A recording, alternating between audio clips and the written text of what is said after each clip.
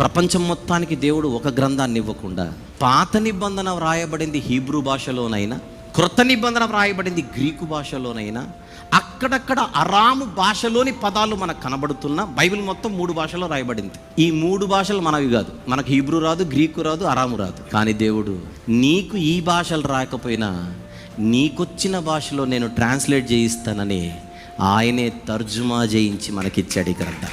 ఇందులో మన గొప్పతనం ఏముంది? మనం చేసింది ఏమీ లేదు, అంతా దేవుని దయ. ఇప్పుడు భారతదేశంలో ఉండే అన్ని భాషల్లో బైబిల్ ఉంటుంది. దాదాపు ప్రపంచంలో ఈరోజు 6600 భాషలు ఉంటే దాదాపుగా 80% అన్ని భాషల్లో బైబిల్ ఉంది. ప్రపంచంలో ఎక్కువ భాషలలోనికి తర్జుమా చేయబడిన గ్రంథమే బైబిల్. దేశానికి ఒక బైబిల్, రాష్ట్రానికి ఒక బైబిల్, జిల్లాకు ఒక బైబిల్ లేదు, ఇంటికి ఒక బైబిల్ కూడా లేదు, వ్యక్తికి ఒక బైబిల్.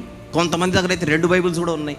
అంటే ఎంత సమృద్ధిగా వాక్యం మన చేతికి వచ్చిందో ఆలోచించమని నేను కోరుతున్నా. ఇది దేవుని కృప. దేవుడు ప్రేమించి తన వాక్యాన్ని మన దగ్గరికి తీసుకొని వచ్చాడు, మన చేతిలో పెట్టాడు. చదువు నాయన, నేర్చుకో, చదువు నేర్చుకో, చదువు నేర్చుకో.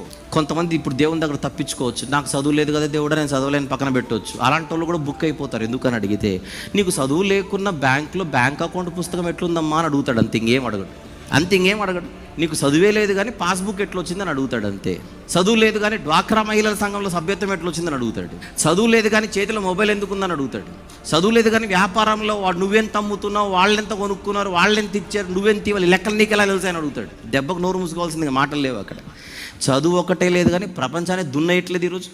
అసలు కొంతమంది మంత్రులకు సంతకాలు రావట్లే, వాళ్ళు దేశాన్ని ఉద్ధరిస్తున్నారు ఈరోజు. మరి అంటే ఇప్పుడు తప్పించుకోవడానికి మనం వేషాలు వేయడానికి కూడా లేదు, మనమే బుక్ అవుతున్నాం. అవునా కదా చెప్పండి? మనసుంటే మార్గం ఉంటుంది.